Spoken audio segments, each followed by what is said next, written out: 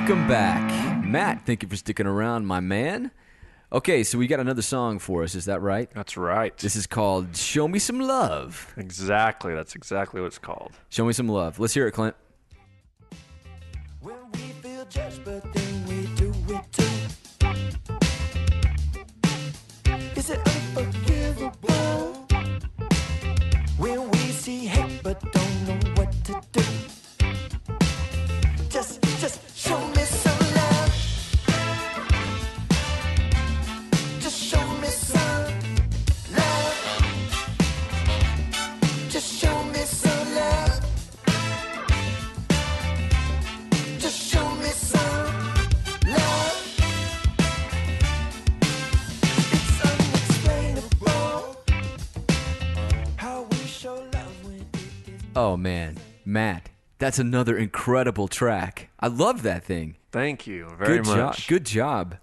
Thanks. So tell me the story on that one. Did you write that on the way to the studio or what? Yeah, exactly. We were writing this one in the car on the way and just, that one kind of evolved. Oh, actually, this has a good story. So Let's hear it. we were playing a show in St. Louis at Beale on Broadway. It's a place we've played time and time again. Mm-hmm. We have, we love the people that kind of come out there and see us every time.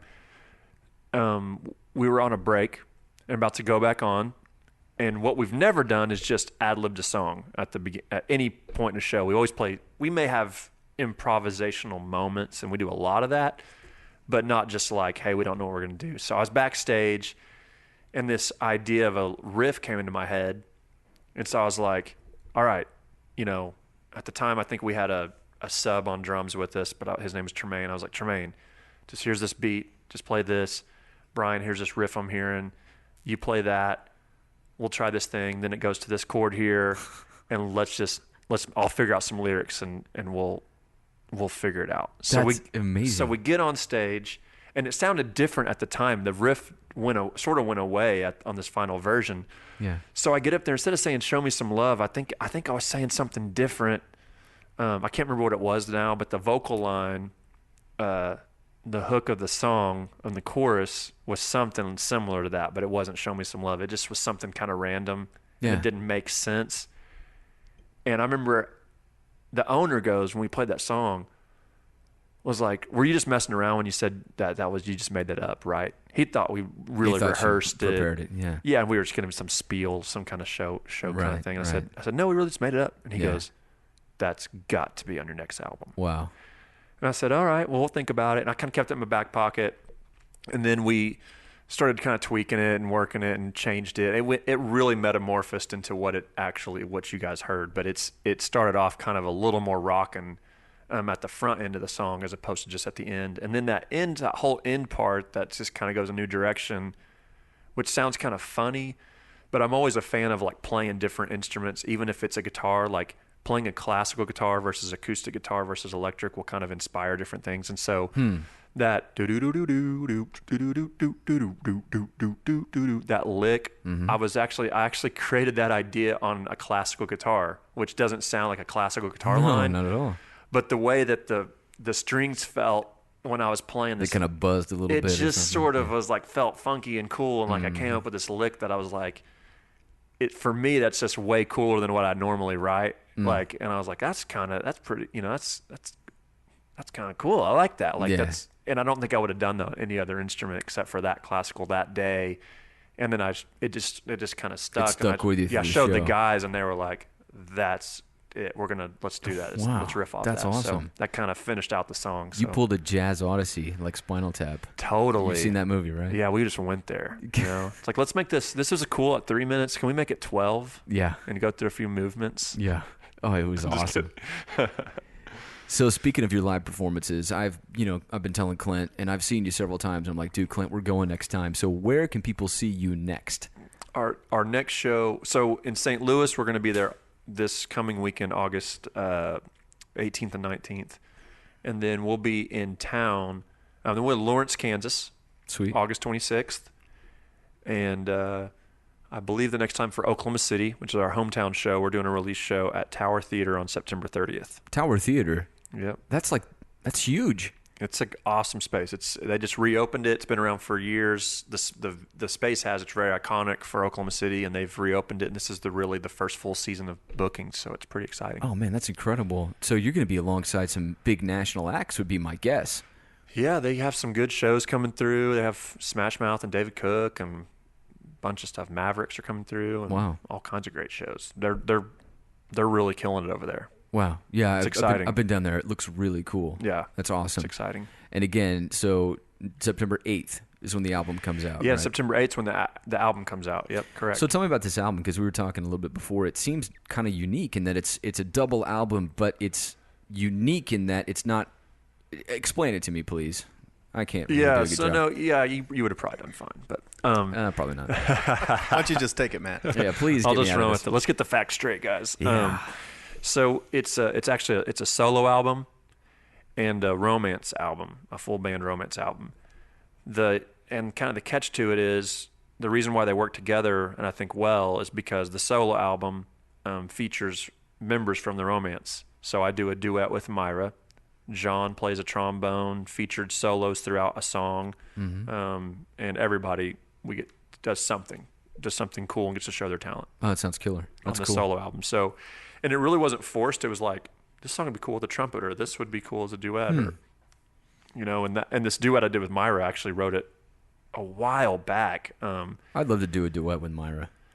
Everybody would. She's pretty amazing. She's incredible. She's, She even brought Clint to tears, which is quite a feet. Yeah. Is I don't doubt this it. true? I thought I saw you wipe a tear. She sounds great. I think I just sneezed or something. So. Oh, okay. Tough guy over here. Yeah. Tough guy. Yeah. Show me some love, Clint. Come on, jerk. Jeez. That's great. So cool. So it features different solo. So you're featuring different members of the band, and then you compile everything together for the second act. You know what I mean, right? Yeah. So then the romance album we approach just like any other romance album, except the music's obviously different. I think whereas we were sort of 50s, 60s inspired, if you were gonna give it an era, it'd be kind of that on previous records. I think this leans a little more 70s. Right. Funk and a little that more kind funky. of and even some of the rock and stuff is a little more like the classic rock stuff of that era. The Right. 70s. No. Those two tracks that you played were they were definitely more of a 70s feel than I've experienced from you guys in the past. For sure. Very cool. Very cool. Can we expect and anticipate with eagerness at your live show any of the solo songs to be played? Yes. Okay. Cool. Yeah. So it'll mix in. So. And that's the only reason why I felt comfortable releasing it, because when I started the romance, I was like, I don't know if I'll ever do a solo thing again. But I just had these songs that I didn't feel like were romance songs, but they needed some, maybe not even needed, that's probably the wrong word. I wanted to put them out there in some form. I just had kind of an extra body of work that didn't really make the cut for romance style, but I had this other stuff. So, but yeah, the reason why I wanted to release it, because I did feel like it would work itself into the show fine. And that's a big deal to me, because I didn't want to just have this tangent thing where all of a sudden I'm going to go play solo acoustic shows by myself. And it really, when I say solo album, it's like the same as like when John Mayer releases an album. I mean, it has drums and bass and the whole deal. So it's not just me strumming an acoustic and sad songs or something. They're like normal songs. They're full produced songs. You just played the instruments. Yeah, and I played most of the instruments, and then that way it really was isolating in terms of, I play a certain aesthetic, and I kind of dumb the drums down, and because that's how I'm not Jeff on drums, So I'm going to play it simple. I'm going to play the bass a certain way, and then when you bring a guest appearance in, it really they stick out. So that's kind of the idea. That's a cool idea. Yeah, that's really cool. Again, you can pick this up September 18th. Pre-order it today at mattstansberry.com. And then you guys are also available on Spotify, Apple Music, all the major streaming services as well. So you can catch up on the whole catalog. Go ahead and do that, right? Yep, correct. Yeah. It's everywhere. But then buy it as well anyway. Get your own copy. And I would recommend come to a show. Yeah. And if you feel so moved, and you have like a vinyl record player, get the vinyl. I'm happy to sign it or whatever. And anybody else in the band is as well. You may not want my signature, you may want somebody else's. That's great. But that's the best way to experience us, I think, is live and then get a physical product. That's like take the show home with you. That's the way to do it. I think I agree with you. That's anybody. I'd say that about any band, honestly. But no, not any band. No, because you guys actually sound good live. Many bands don't. You know, you guys actually sound great live. And when I listen to the record, it really does remind me of your live shows because you guys are essentially playing that live as you're recording it. I mean, essentially, you're playing it live. And, I mean, it's just phenomenal from start to finish. So, and again, those shows, I can't stress enough, guys. I mean, there's so much divisiveness in the world.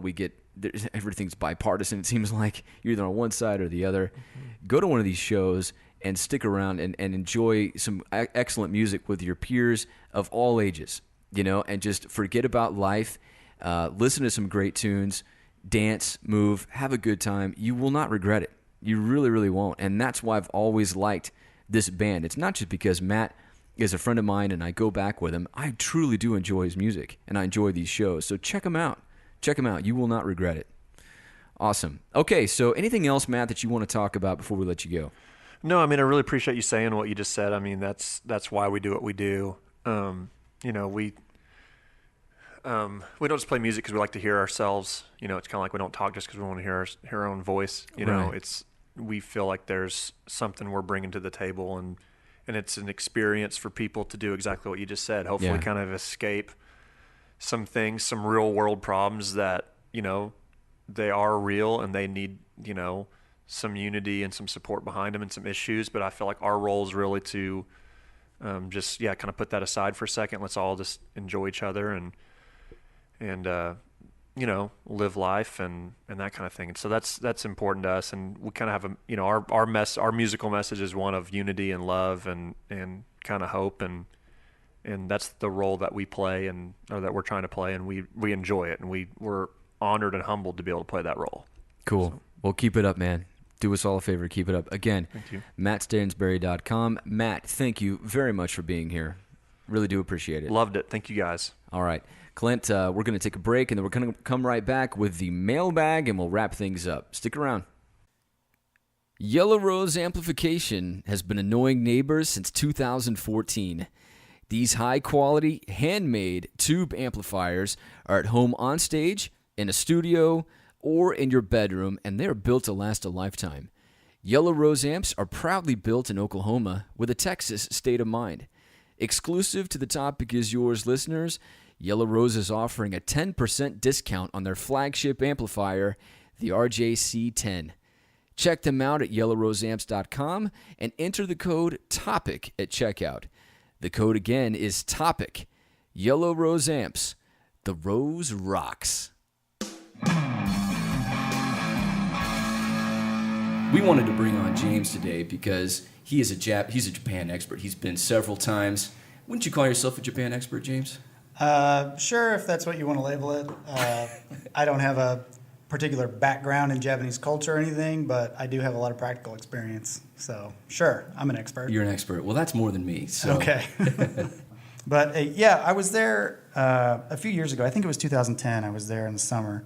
And we were just walking around seeing the sights in Harajuku. And there was a man, and it took me a while to determine that it was a man, sitting on a bridge. There was this big bridge that kind of crossed over this river to go into the Meiji Shrine, which is one of the big shrines there in Tokyo to see. And he was sitting there with a sign, and on first glance you would mistake him for a homeless person begging for money, but you don't really see that over there. And so I got a little closer and looked, and he had a sign in English that said he would sing songs of your choice for free.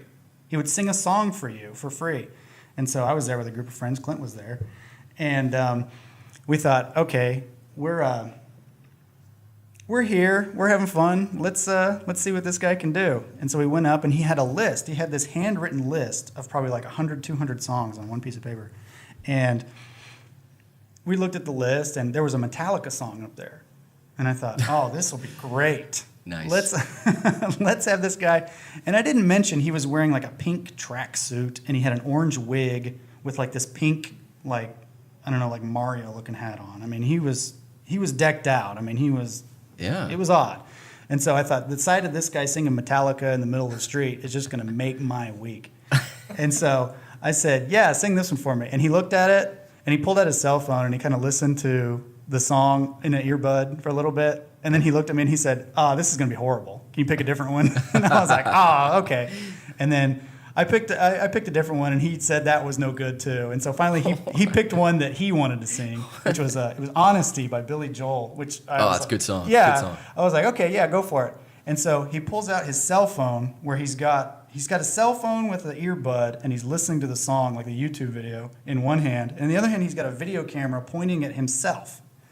So he's like singing into the video camera while he's holding the cell phone, reading the lyrics, and he sings it all, and it's so weird, and we're just like, what's happening? How did he do? Was he good? He was good. Yeah, he was really good, especially considering, it was an English language song. Totally. So did you have to pay him? No. Really? He said, I'll do these for free. And so he was just having fun.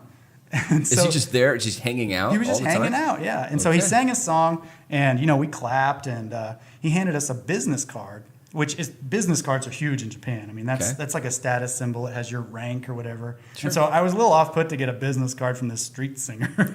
And so he hands me the business card, and it's got a link. I forget about it. A couple months later, I'm back at home in America, and I go to the website, and he's taking the videos, he's uploading himself onto the internet singing. Oh, what a stud. Oh yeah, he was a rock star. And so that's just one of the many things you can see over there. Very cool. Man, that's a pretty good idea, actually. Free content, upload it to YouTube. I like this guy. Yeah, all right. He's a hustler. Cool. James, great story. Hey, we're going to take a break. We're going to talk more about Japan and conversation and things like that, so stick with us. Hello, the guys want to hear from you. Call in and leave them a voicemail to submit a question or a comment for the mailbag. Tell them how great Clint is doing or how Dave is the Billy Elliot of podcasting. Call 405-730-8672. That's 405-730-TOPC.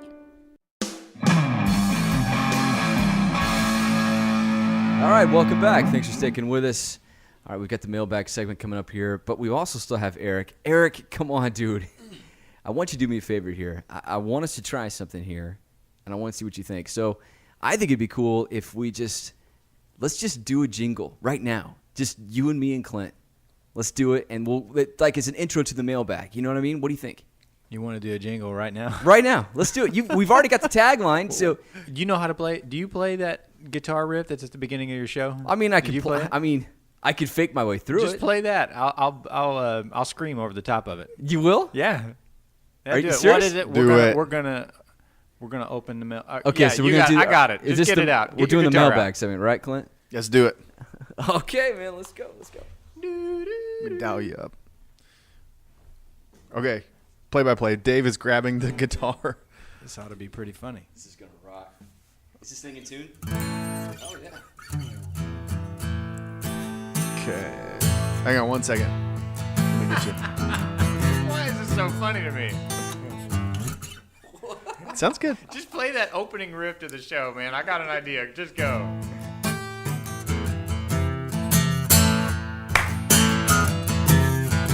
We're gonna open the mailbag.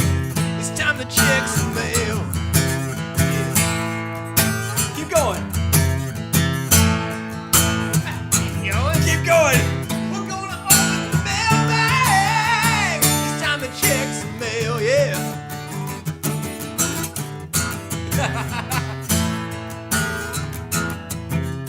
Next chord. 'Cause I told you once before, we're gonna check some mail and read it out loud to you, baby. Yeah.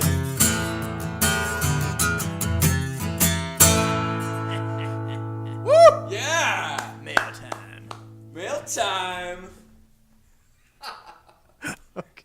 And maybe from now on, maybe you can just use that from now on. I'm sure that'll sound great. It's probably better than what we have. Be perfect.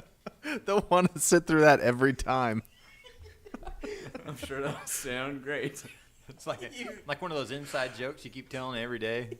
I didn't want to stop. You were sounding so good. Oh man, you guys are pros. Well, thank you, Eric. Awesome. It's just we don't have $1,200 or $1,500, but we'll just say thank you. You're That's welcome. phenomenal. Got some pipes, man. Yeah. Pay It's you very back. good. Vomiting all over your intro guitar part. No, you nailed it. You killed it. It was in a good way. Welcome back to the show. Thanks for sticking around. This is the segment that we talked about. We've picked up a crazy person, and I say that respectfully. This is going to be good. We've got some questions for Dave that are... I may disagree after I hear these questions. Who's this person? Okay. We asked for some mailbag comments. We got them. So, I'm not even sure if I should say this person's name. It's a Twitter handle, right? It's a Twitter handle. I'm just going to pound through this. Maybe it'll accidentally slip out. Thank you, person, for these many questions. I hope your caps lock becomes undone soon. Oh, it's in everything caps? Oh, yeah. Great. Tweet 1. Hey, guys with a Z, by the way. Big fan. Question for David. Oh, gosh. If you were to bond, I think he meant bound. If you were to bound as Gaston, do you think you'd be less bad at podcasting?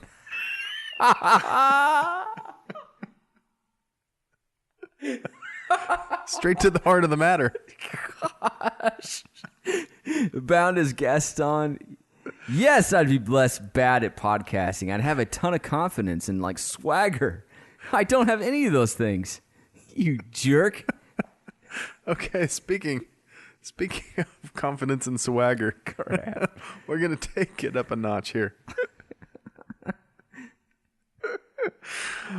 Question for David's. Is that with a Z as well? It's with the Z. This person's an idiot. Please continue. Question for David's. On your website, you have a picture of yourself wearing a tight shirt and levitating a ball. Can you please expound on why your shirt is so tight?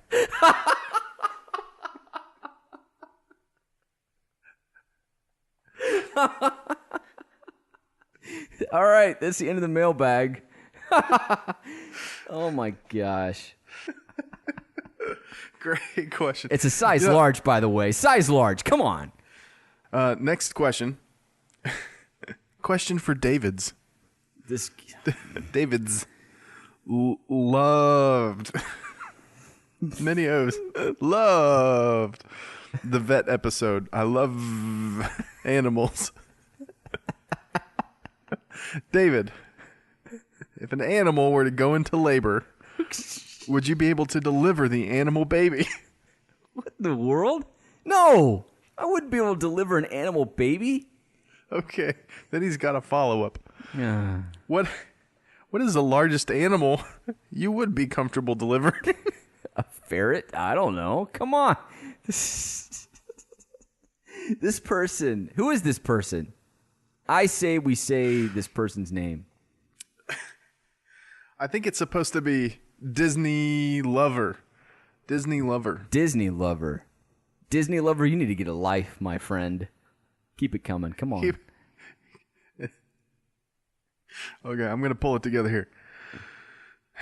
All right, are you ready for the next question, Dave? Sure. Okay. Yeah. Oh, wait, this one's for me. Good, finally. Hey, but it's directed to you. Hey, oh, come on. Hey, Davids. Why does Clint hate on Disney? I'm working through some spellings here. That's an H8. Why does Clint hate on Disney? Is he one of those people who pretends to hate things because he's compensating?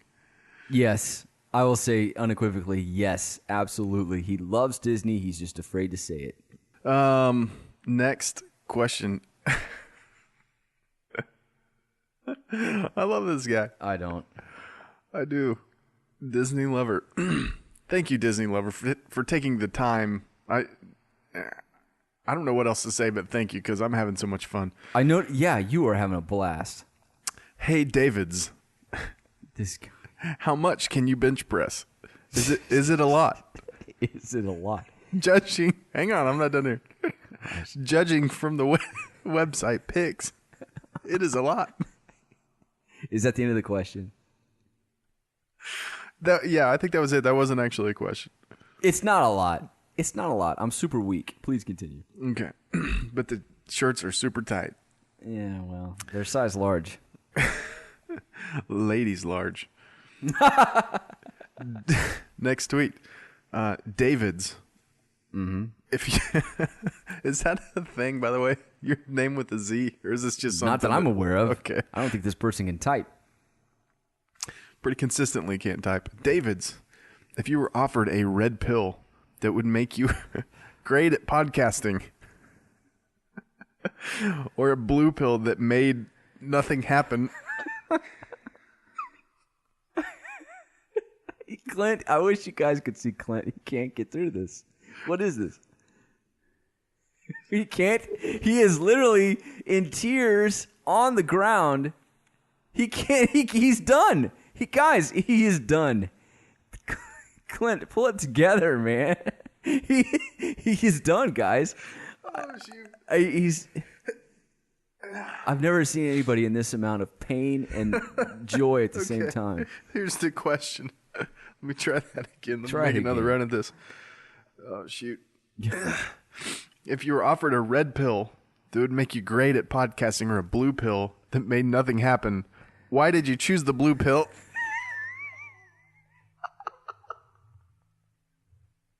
What a total jerk.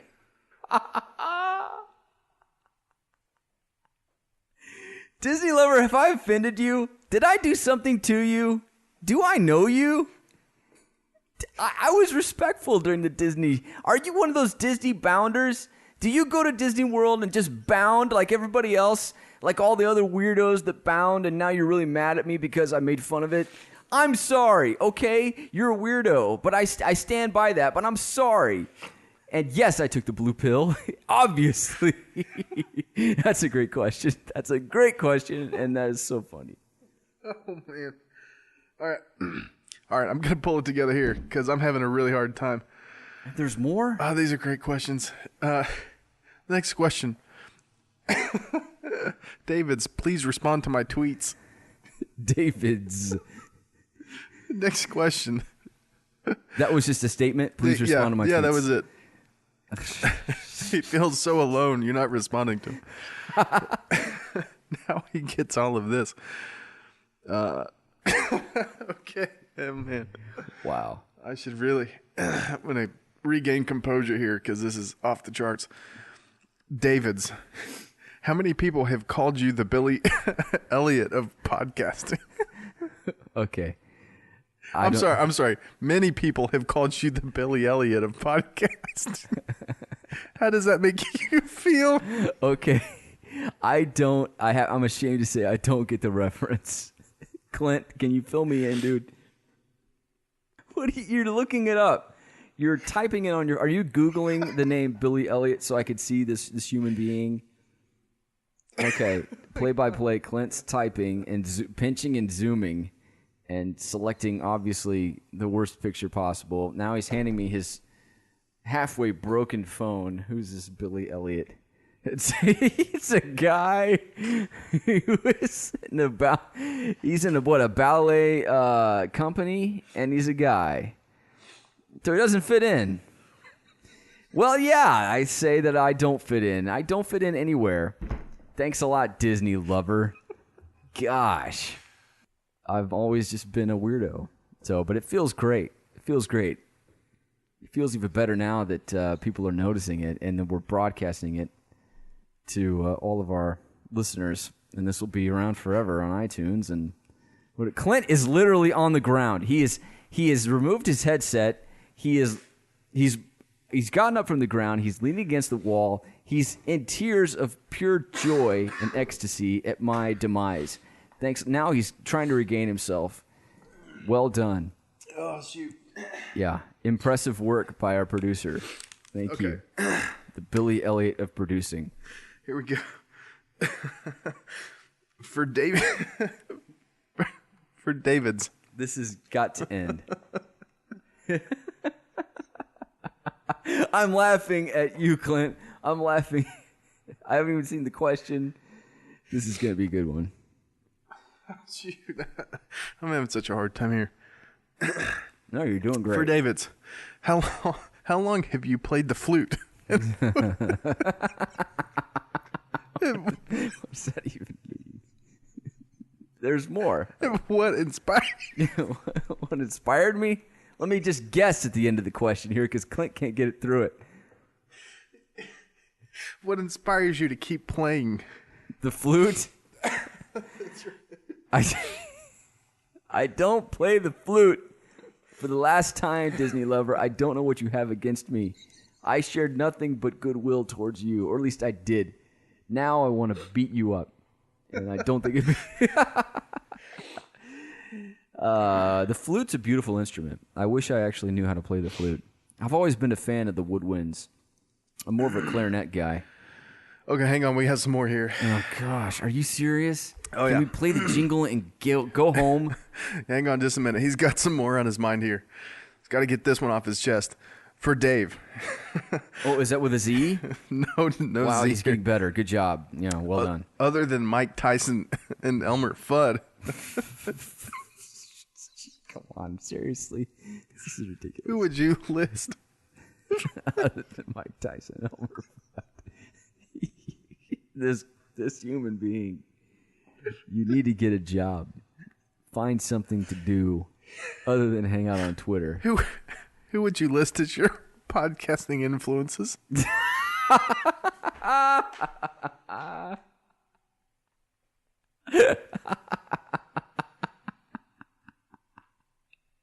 None. Those are it. That's it. Those two guys, that's who I aspire to be. The voice of Tyson, the intellect of Fudd. Thank you. And I think I've gotten there. I really think I'm there. Okay, I think we're there. Thank you. Gosh, this was the longest segment we've ever done. That was amazing. I've got a headache. I was laughing so hard. Great. Well, I think, Clint, do you have anything else to add, or we're out of here? Shoot. That was so good. Yeah, okay. All right, well, let us know if you guys loved this or hated it, because I hated it. How's that? Does that count for anything? that does not count, Dave. Okay. I'm not talking to you. Mm-hmm. Obviously.